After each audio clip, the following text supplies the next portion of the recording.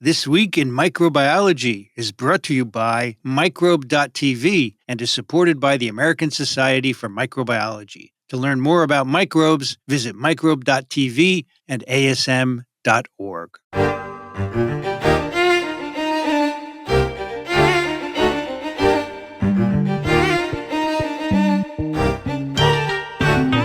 This is TWiM, This Week in Microbiology, episode 340, recorded on September 4th, 2025. I'm Vincent Racaniello, and you're listening to the podcast that explores unseen life on Earth.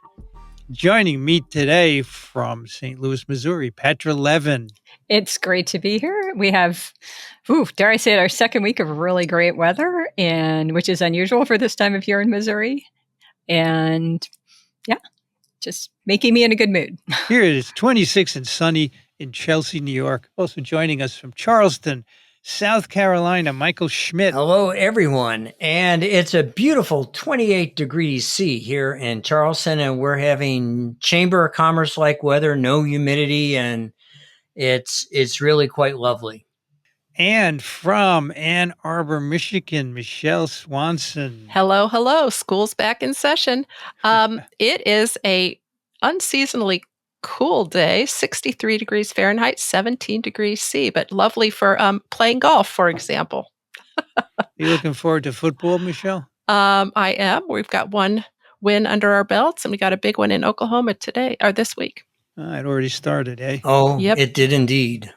I was reading an article about the new football coach at University of North Carolina. Yes. Bill Belichick. Bill Yes. Belichick, and all his people are not very happy about paying him so much money to do Yes, that. he had apparently, I think he never had a score like that in a differential like that in his NFL career. Which went on for 40, if not longer, years. Yeah. Yeah. So College ball is a different animal. college is not NFL.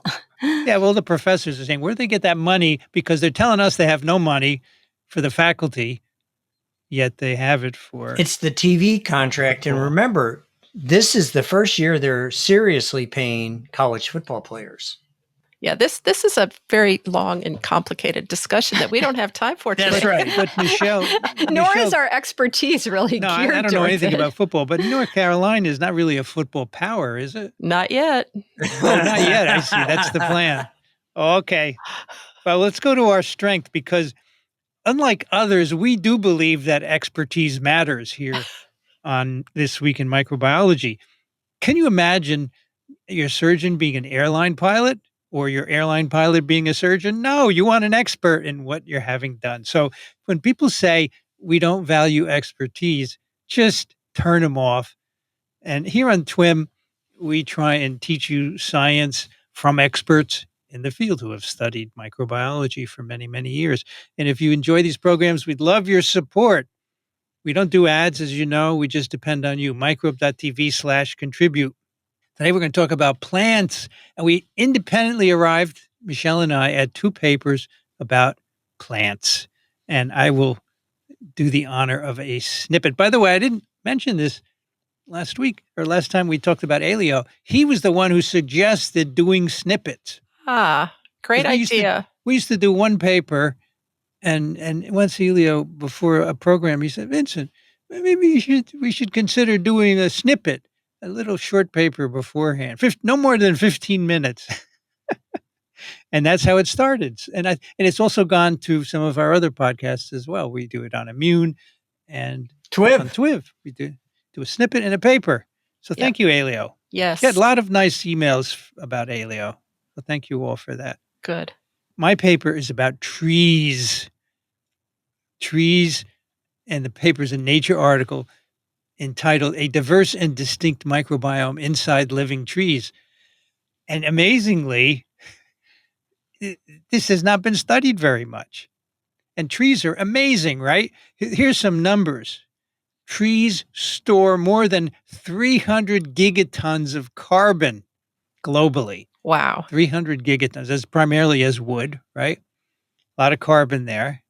And what else do they? Well, we're going to get into some more. The average tree has 1 trillion prokaryotic cells in That's its right. woody tissues. And for context, the average human has approximately an order of magnitude fewer. That's right.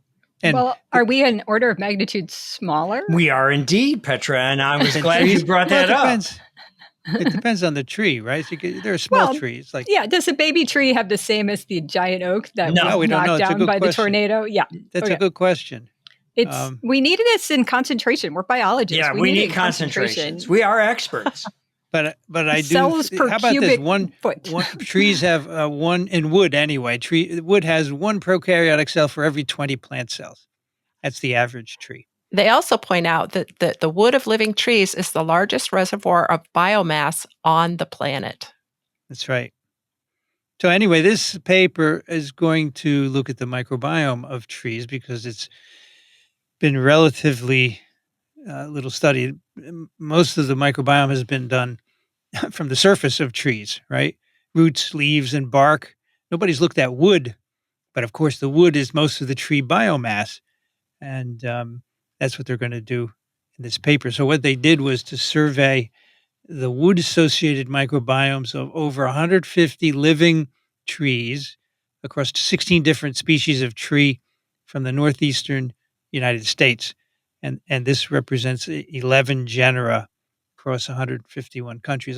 By the way, the authors are Arnold, Gewurtzman, Raymond, Duguid, Broderson, Brown, Norbrotten, Wood, Bradford, and Petja, and they are from Yale University and University Nacional de San Antonio Abad del Cusco in Peru. But these trees are from the Northeast, as you can see here. All right. So what did they find? So first of all, they're going to compare heartwood and sapwood, right? Heartwood is the innermost 5 centimeters of wood tissue, and sapwood is the outermost 5 centimeters of tissue. By the way, so we've already said that the number of prokaryotes is an order of magnitude less than the average human. The wood contains relatively low concentrations of most things. It mostly has cellulose and lignin, right? That's what makes up the bulk of trees. And these can be degraded by bacteria very nicely. And they also have some other things, some carbohydrates as of sorts. And they also have phenolics, which are antimicrobial. We'll see that in a moment here. They study the microbiome of these tissues. Obviously, they extract ribosomal RNA and do 16S sequencing. 2 species showed higher abundance in the heartwood, and 3 showed higher abundance in the sapwood. And the species are red maple, black birch, white ash, eastern white pine, and the red oak. We don't use these words very much on TWiM. It kind of makes me feel good. It's when I say E. coli, I don't feel great, but when I see red maple, it makes me think of the outdoors. And the beautiful fall color that's coming your way soon. That's right. So the highest sapwood and heartwood abundance was in the maples, 10 to the 7.3 cells per dry gram. And these trees are known to have a lot of non-structural carbohydrates. And the lowest abundance, 10 to the 4.8 cells per dry gram, were in the black cherry and the eastern hemlock. I had no idea what the genus and species names were for these trees, but obviously they have them. I just always remember maple as Acer. Yeah. The others, I have no idea. Okay. So taxonomic signatures, the wood of living trees has generalists common to other environments, and it also has unique taxa that are unique to tree trunks. For example, the average abundances of gamma proteobacteria, alpha proteobacteria, and actinobacteria were between 9 and 29% of wood taxa, and the soil microbiome. So they also sampled soil around these trees to see the relationship between the two. They also comprise 7 to 19% of the soil microbiome. So they think that's how it's being transferred, right? In part, but they're also unique bacteria to the tree that aren't in the soil. So how that got. It may have gotten there many years ago, or Maybe in the whatever. seed. Could be in Maybe the seed. Yeah. In fact, I think they point out that they're surprised that the majority did not parallel what was in the soil. Yeah. Yes, that's right. Now, wood also has high abundance, up to 13%, of distinct classes not found in the soil, like Clostridia bacilli, negativicutes, and methanobacteria, which they found at less than 1% abundance in neighboring soil samples. I mean, so they're there, but they're not very abundant. And remember, our methanogens are archaea. That's right. These wood communities, they call it, have some unique microbial groups that you don't find anywhere else. They also looked at fungi in the trees. They're also present in the trees as well. They include both saprotrophic taxa, which they think, when a tree dies, may contribute to decay of the tree, and ectomycorrhizal taxa, which are not involved in wood decay. And so they make this interesting statements. Trees may be primed for colonization by their own endophytes upon death. And that's what got me thinking. I wonder if we compare this paper to the microbiome of the termite gut to see whether or not the microbes in the termite gut share any of the individuals in common with the microbiome of either heartwood or sapwood, because you almost have to ask the question, how did the termites learn to eat the things that are in wood, especially the lignin, which is effectively undigestible for most things, and you need the fungus to start the party by throwing the oxygen grenade from the fungal species like Pheneraceae. It throws an oxygen grenade and it breaks the phenolic rings of the lignin molecule, and then the other microbes can have lunch. Yeah. I think the termite microbiome has been done, right? Yeah, So it's been done. Getting And the data, yeah. So somebody has to look at it. I'm surprised they didn't look at it here, or maybe they are. Maybe they are. Same thing with prokaryotes. They found taxa commonly associated with decaying wood in living trees, and the most abundant in the hardwood, where, remember, oxygen availability is limited in the heartwood. The Clostridia and the bacilli are the most abundant groups. Now, they drilled down into the taxonomy, and they could find even more distinctions between soil and wood microorganisms. So the group Burkholderia, Caballeronia, and Paraburkholderia were a unique high abundance group in wood, averaging 13% of taxa in heartwood and 20% in sapwood. And these bacteria are known to be able to promote plant growth. So that may be what they're doing there. Well, the other thing is, in general, the Pseudomonaceae, of which Burkholderia belong, are notorious for eating anything. So you're effectively witnessing real live selection in action, because wood is effectively stored carbon. And the function of life is to get carbon. And so by virtue of the fact that you're seeing Burkholderia and these others, you're witnessing real-time selection going on as the microbial world tries to get at the carbon that Mother Nature has stored away so that we don't cook ourselves with greenhouse gases.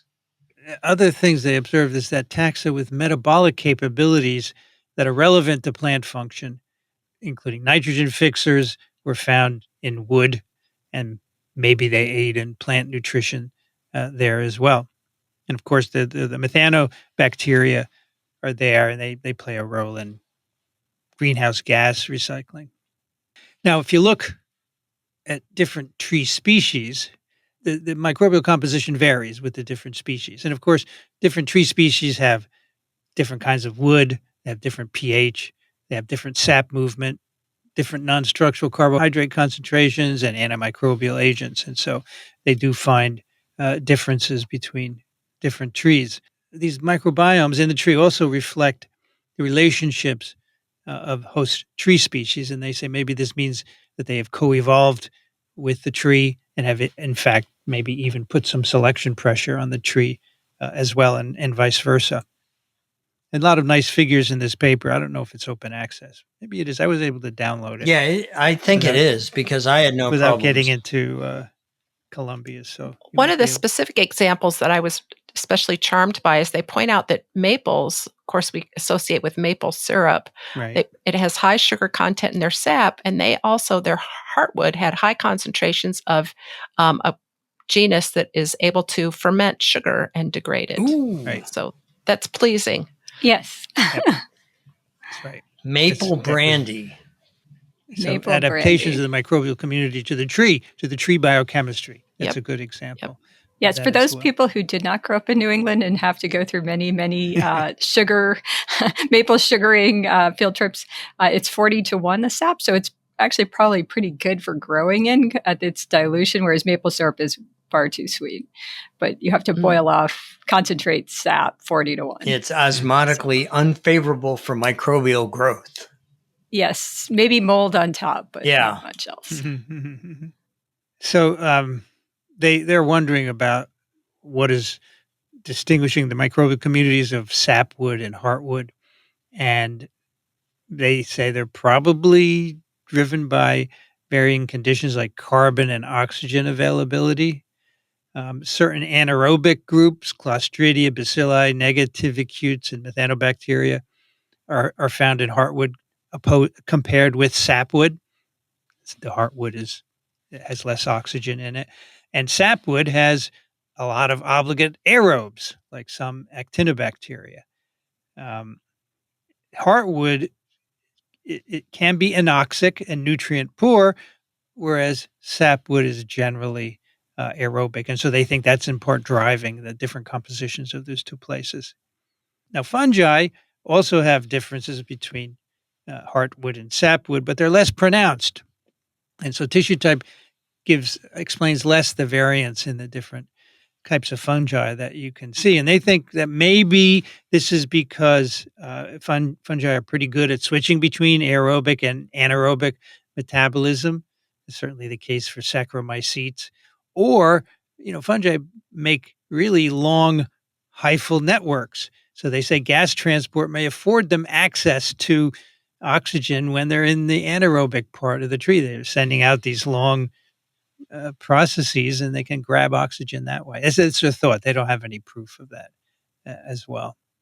Now, what about movement between heartwood and sapwood? I mean, they're right next to each other, right?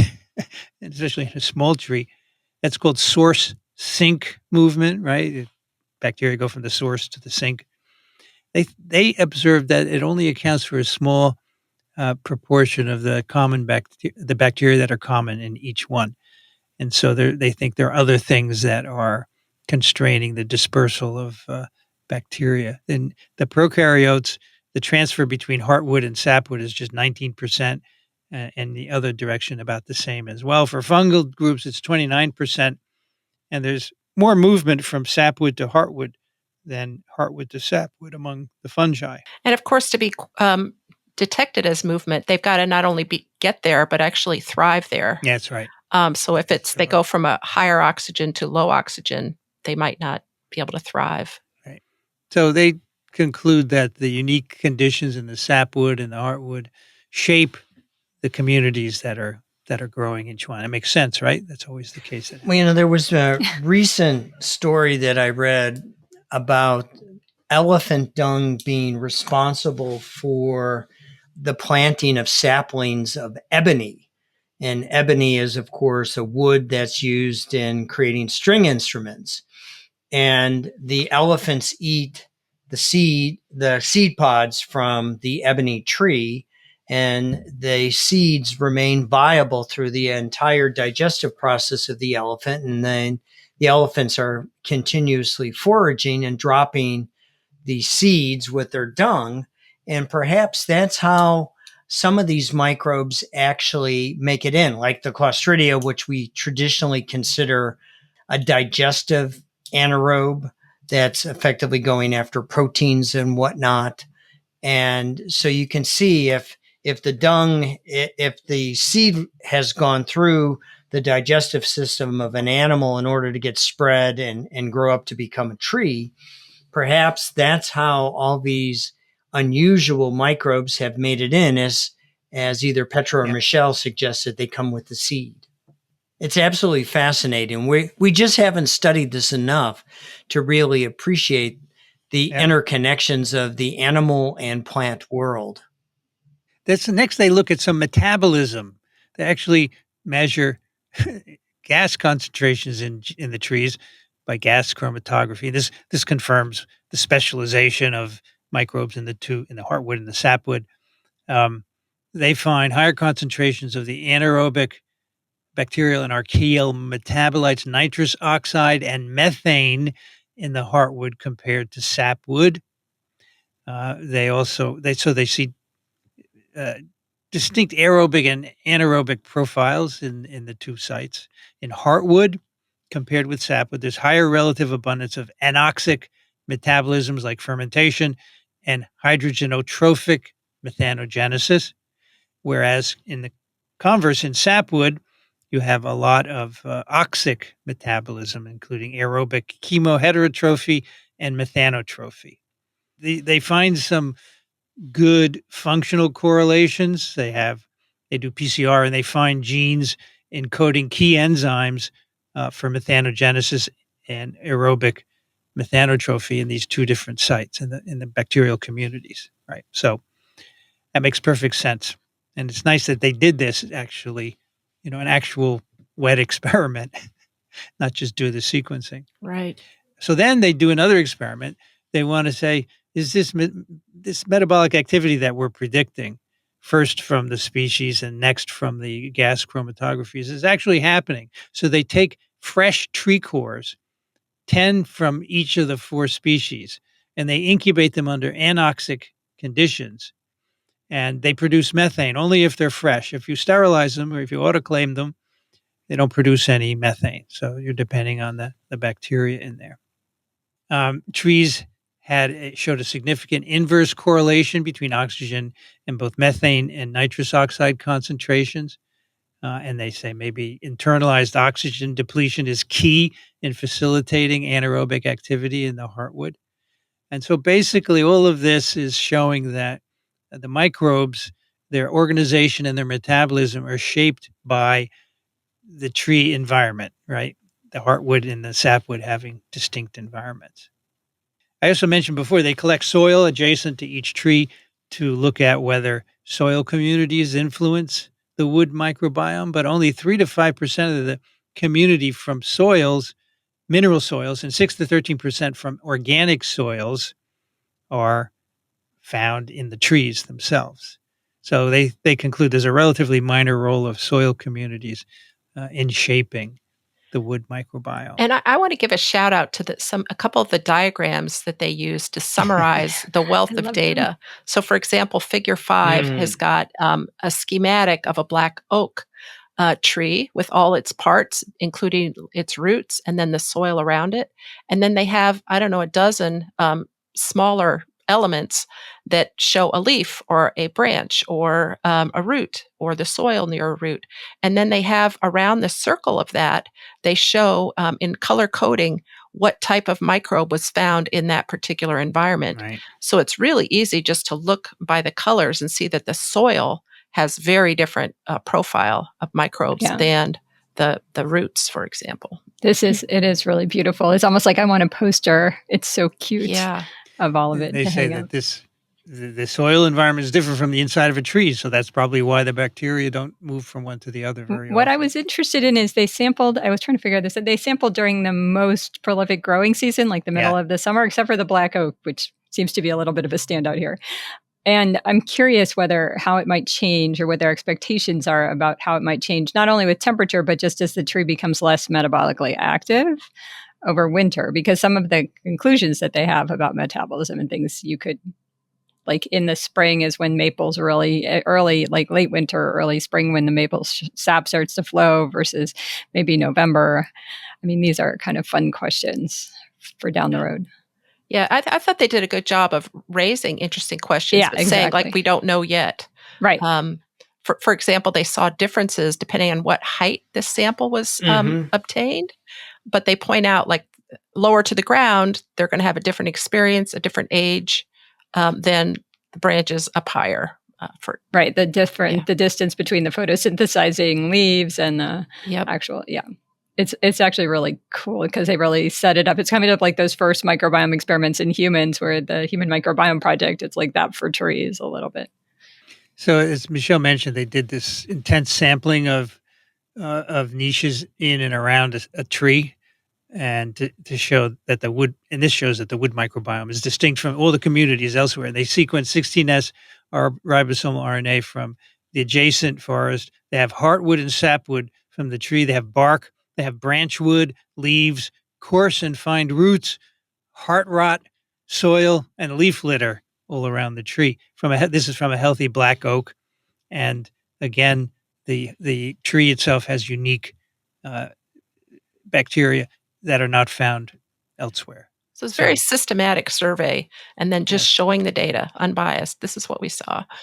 But a really great job of using color in a number of their figures so that your eye can quickly track a particular sample that you're curious about and distinguish the patterns. So in the black oak, the communities in the heartwood and sapwood were more similar to other tree tissues than to one another. So again, showing the differentiation within a single tree of heartwood and sapwood communities. And also they sampled at different heights from the ground, from a half a meter to 10 meters up. And this shows that the sapwood microbiome is stable with height, but the heartwood varies significantly according to height. So for example, for heartwood, 92% of the variance is associated with height. And the same is true for the fungal community as well. But they say it may not be height, but that's driving this, but it may be tissue age or damage, with the older heartwood undergoing physiological changes and potential decay, right? The older heartwood is moving up, and so that may do it. It may not just be the height, right? Right. But the sapwood composition is not a function of height. It's pretty much consistent up and down. And maybe that's because things can move around more easily in the sapwood. Pore size, circulatory system. Anyway, that's the story. They have a nice study, 150 trees, 16 species, the distinct microbiome within trees and within trees themselves. Trees compared to the outside, and within trees, the sapwood and the heartwood. They say we should be looking at different regions to see if the Northeast is like everywhere else in the world. It's really an unexplored pool of diversity, microbial diversity, and maybe these microbes could be useful in some way, which is something we hear all the time when people are exploring, right? And we're going to hear it again in the next story. But I think we've done many papers where people discover even the Gowanus canal at the bottom, there may be useful microbes. So, I prefer this. This feels fresher than the Gowanus canal. Which I really like this. It's in New York City, by the way, for those of you unfamiliar. So after we did our TWiM on the microbiology of the Gowanus Canal, I went there on a hot day just to see it, and I'd made a little video which you can find on our YouTube channel. And what I found that was interesting is there's a ton of industry around it still, and they're still dumping stuff into it. So even though they're trying to clean it up, and you can see on either side they're building gardens and they're trying to make it like Amsterdam. They want to put apartments on either side. Just like it. There's still a heavy industry in the areas, but it was soon too there hot. will be houseboats and people swimming. It'll be exactly like Amsterdam. I don't think I'd swim in the Gowanus Canal. What was funny at one of the banks, they had this floating barrier. You know, when you have a spill, you put a barrier on the water to contain it. Just on the shore was a heron, a beautiful white heron, just standing there, walking around. You know, so there's still some looking for shrimp, wildlife. Looking for shrimp. So it was too hot to walk the whole length, which is 1.5 kilometers. But in October, when it's cooler, we're going to go do a Gowanus walk, and some of our listeners are going to come with us from the area, so that should be fun. Anyway, that's trees. Now, Michelle, is going to talk to us about plants. Yes, this is a paper titled Bacteria Isolated from Biodiverse Mediterranean Island Habitats Yield a Large Array of Biopesticidal Metabolites Against Mosquito Larvae.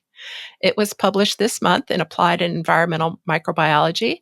The authors are Martin Wood and then Canelli, Silva, Kushera, Papadopoulos, Merodaka, Mazalavi, sorry I'm butchering your names, Sidon Klamos, Vontos, and the senior author is George Dimopoulos. And they are from the Institute of Molecular Biology and Biotechnology in Crete of Greece, also the Department of Biology there, the Pesticide Science Laboratory at the University of Crops, Agriculture University of Athens in Athens, Greece, and also one person has a joint appointment with the Department of Molecular Microbiology and Immunology at the Bloomberg School of Public Health at Johns Hopkins. So their motivation was that worldwide, 700,000 people die each year from a disease they got from a mosquito-borne infection. So you've probably heard of some of these scary things. Culprits include the chikungunya virus, dengue, malaria, St. Louis encephalitis, West Nile virus, Zika virus. So unfortunately, but not surprisingly, many of these are common pesticides the mosquito larvae have become resistant to. Also, in the last 20 years, 80% of the synthetic insecticides have been taken off the market due to concerns about their safety to humans and also risk to the environment. So this group is motivated to try to find some biopesticides, and they're encouraged because a couple have been identified and applied, but unfortunately each has limitations. So there are molecules that have been identified in Bacillus thuringiensis and Bacillus saphricus that have been applied in the field as biopesticides, but unfortunately their efficacy is inconsistent. They are also high cost. You need to apply them frequently. So clearly there's an opportunity here to discover and develop some new biopesticides, ideally ones that would not persist in the environment, but would be highly active for a couple of days and then become inactivated naturally so that we don't have to worry about long-term accumulation in the soil. So the approach they took was to go to the island of Crete, and they sampled 65 different locations along this island. So the island itself is 160 miles long and it's 10 to 40 miles wide. So they had a pretty large area that they sampled, and you can see a map in Figure 1 of the range of places that they obtained samples. Michelle, Yes. did you ever see pictures of Crete? Oh my God, it's beautiful. No wonder they did this here. Well, they also live and work there. So Yes. It is a good choice, though, because it's less crowded and yet still very beautiful and has some excellent ruins. They seem to have missed the edges of the island, the ends, but it is a really nice. You've been there? Yeah. Oh, I love it. Wow. Just is the word great. Mediterranean makes me want to go there. Yeah. makes you feel calm, doesn't it? It does. So they started out with 788 isolates from this region, and from that they narrowed it down to 108 isolates that they were going to study in more detail. And in particular, the assay that they used was a high throughput screen where they incubated the larvae of the common house mosquito, which, by the way, is like the vector for West Nile virus and others. They then cultured each of the bacterial isolates, and from the culture, they did a 1 to 10 dilution and then just incubated it with these larvae of the mosquito for up to a week, and then quantified their mortality. So of the 788 that they initially focused on, they found 108 caused 100% mortality within that week period. And they noticed that there was no particular enrichment in one habitat or the other. So, for example, topsoil versus water versus the rhizosphere. They were seeing examples in all those environments. So they next did a more detailed analysis and looked at those isolates that caused 100% mortality within 3 days. And from that, they identified 37 isolates they wanted to characterize in more detail. And they show in Table 20 that these represent 20 different genera of bacteria. So again, a pretty diverse range. And one of the most common genuses is Pseudomonas. They have 8 isolates from that genus, which perhaps is not surprising. Many of us will have heard of Pseudomonas aeruginosa, which is a common pathogen not only of humans, but also plants and animals.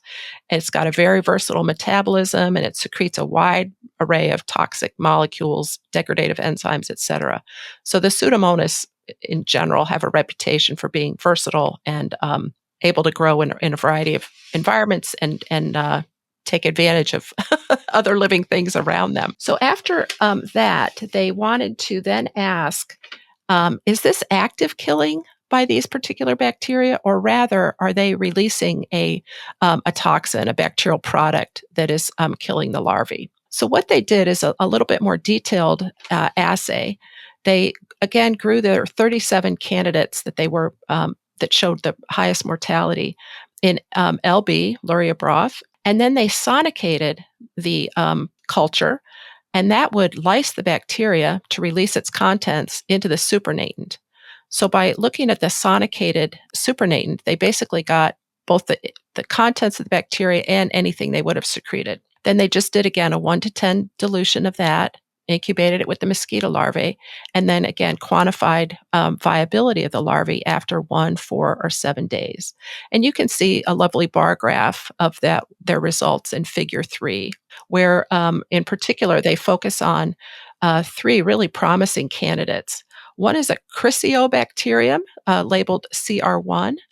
And then 2 isolates of a Pseudomonas genus, which they call PS2 and PS3.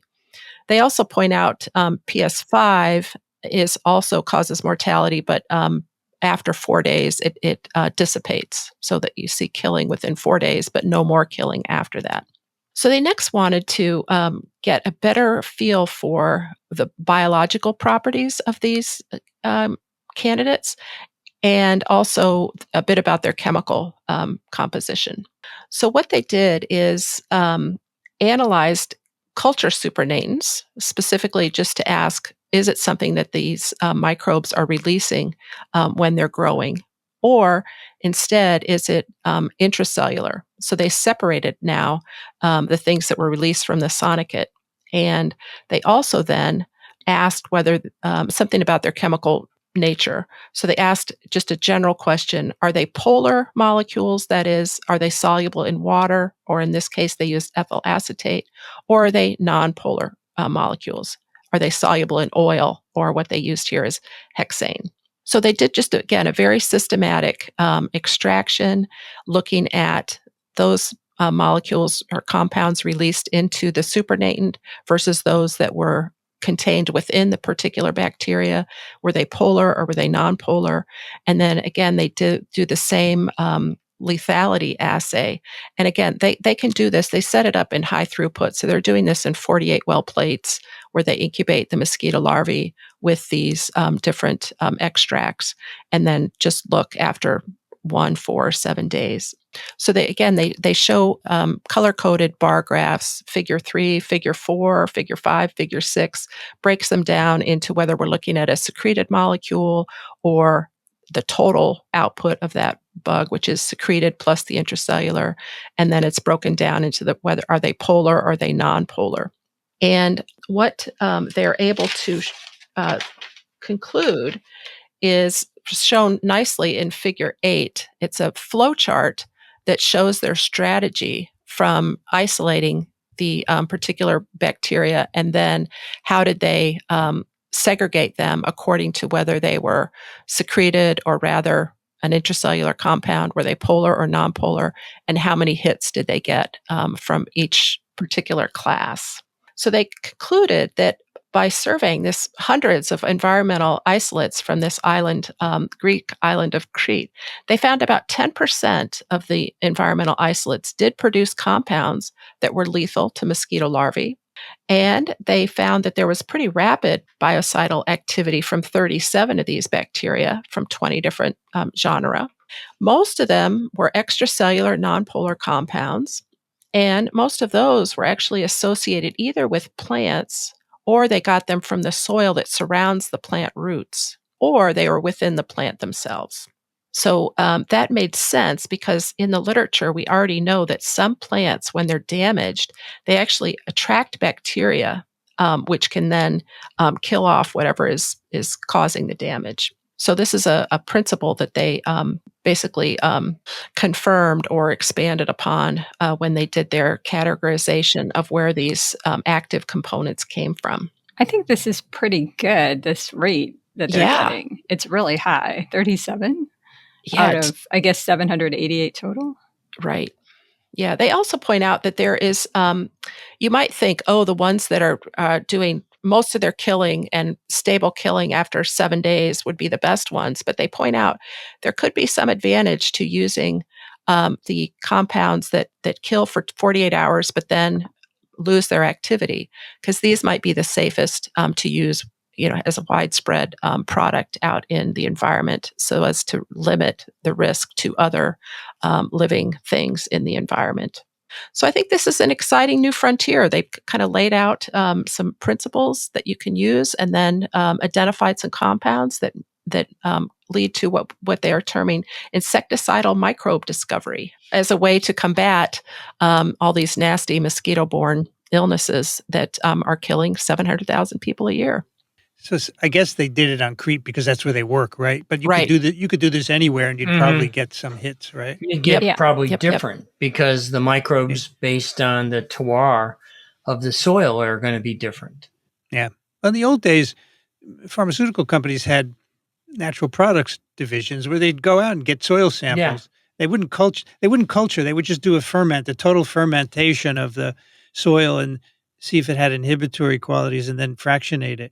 But here they take it a step further. They isolate the bacteria. Yeah. I think Right. it seems better because if you just take the soil and then extract things, you're only, there's a lot of competition. You're not going to have a lot Sure. of each organism. So that's a really good point, Vincent, because you're going to miss a lot of things that you'll pick up here when you have more pure culture. Yeah. This is an improvement. I agree. Yeah. And I should also say that throughout their whole study, they used E. coli extracts as kind of a control to demonstrate that this really was something special about this subset of microbes. And its toxicity specifically against larvae of the common house mosquito. I do appreciate figure 8 because it shows their workflow. Yeah. And then they have these, I guess they're wells. I'm not sure what they're showing. They look like glasses of liquid with larvae floating in them. But it's an excellent use of biorender. So It's a shot glass.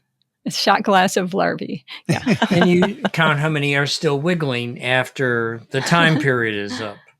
It's interesting. So I guess the next step is to identify these compounds, right, Michelle?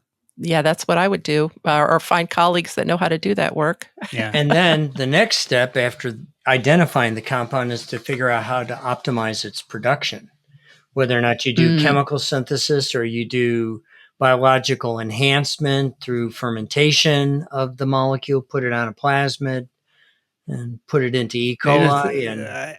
I guess before that, you want to know if it's got toxicity. Oh yeah, you do Right. you do all the toxicological studies as well, but Yeah, they didn't do that here. no, I mean, it's toxic to the larvae, but what about a monolayer of cells, right? You wanna they're know. doing their initial screen for their lead compounds, and Right. you wonder if the bots are going to take this manuscript and figure out which molecule based on their description is the one to develop the leads. I know pharmaceutical companies are using AI heavily now to evaluate libraries that have been, used to be traditionally evaluated. And now they're using the bots because they can predict the structure and they know from past experience what is actually happening. But for a lot of this, the bots are still empiric. We really don't know enough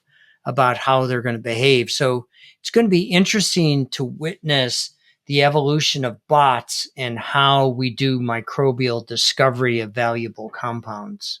Well, AI is only as good as what you put That's into it. actually Right. it. Garbage in, garbage out. So it can't invent anything. No. No, You but need more. You need more data on these in order and for this the would be a AI good to training work. set. Yes. Yeah. Right? Yes, Exactly. It would be So, fine. But yeah, it's not.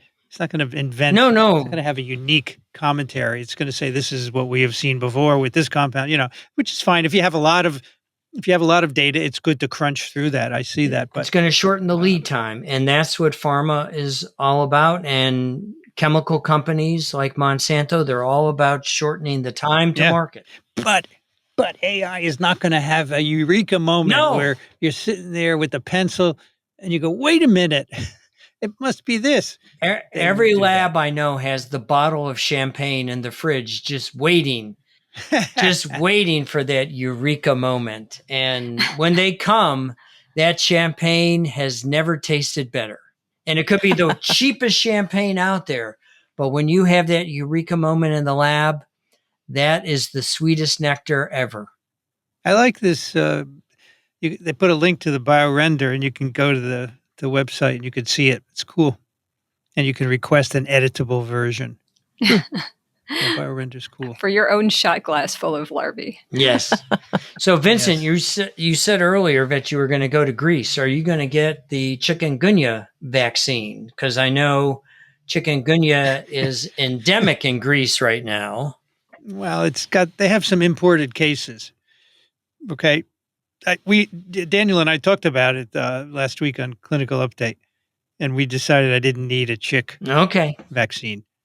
But I am going to get flu and COVID because they are on the upswing here, as you know. And, going to a conference is mixing with a lot of people.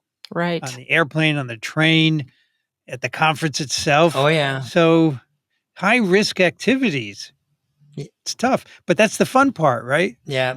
So you just Not high risk is not the fun. It's the fun part is meeting people from all different meeting backgrounds. people and talking to people. Absolutely. You have to And, talk to people, and you have to do that face to face to get the most out of it. I'm gonna wear a face mask, but I think that really takes away from the interaction, because when you can't see a person's whole face, that you're missing something, right? Yeah. I feel bad about that. And many of them, people can become lifelong colleagues. Mhm. Right that day, you may not be able to exchange something, but in the future, I know who I can ask about that, or I'll direct you to this person I But met. imagine all the hands you shake, and then you touch your face later. Oh my God, it's just a recipe for getting infected. That's why we have an immune system. Yeah, it's got to be good. Handshake early and often, and then you'll be immunized. Well, with COVID, it doesn't. You still can get sick. That's true. Anyway, thank you, Michelle.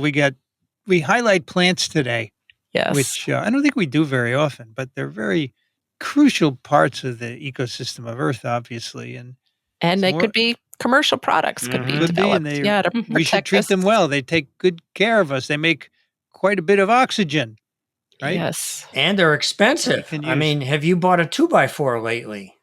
No, I haven't. And How much is a 2x4? It's north of $10 for a standard 8-footer. Wow. All right. That's TWiM 340. You can find the show notes at microbe.tv/TWiM. If you want to send a question or a comment, TWiM at microbe.tv. And again, we'd love your support to continue these programs, microbe.tv/contribute. Michelle Swanson is at the University of Michigan. Thank you, Michelle. My pleasure. Good to be with you. Michael Schmidt is at the Medical University of South Carolina. Thank you, Michael. Thanks, everyone. And Petra Levins at Washington University. Thank you, Petra. Thank you. I'm Vincent Racaniello. You can find me at microbe.tv. I'd like to thank the American Society for Microbiology for their support of TWiM, and Ronald Jenkins for the music. This episode of TWiM was edited by Ray Ortega. Thanks for listening, everyone. We'll see you next time on This Week in Microbiology.